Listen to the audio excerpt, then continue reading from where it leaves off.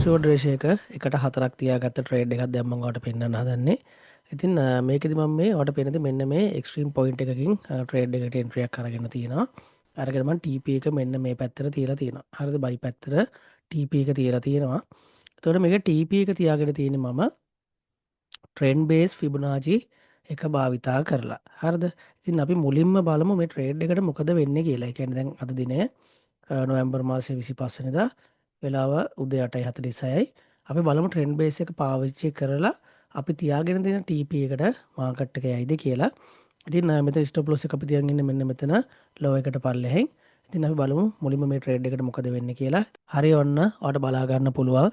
අපි ගත්ත ට්‍රේඩ් එක මේ විදිහට ප්‍රොෆිට් වෙලා තියෙනවා. අපි මේකේ රිස්ක් රිවෝඩ් රේෂියෝ එක 1.4.03ක් තියාගත්තා.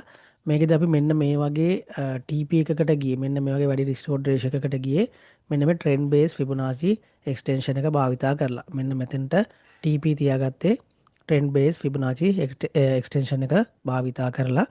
ඉතින් මේ දේවල් ඔයාලට හරියටම ඉගෙන ගන්න පුළුවන් අපේ ස්මාර්ට් මනි කන්සෙප්ට් ප්‍රීමියම් වීඩියෝ පැකේජ් එක හරහා. ඉතින් මේකේ වටිනාකම තේරුම් ගැනීම නොගැනීම ඔයාලටම බාරයි.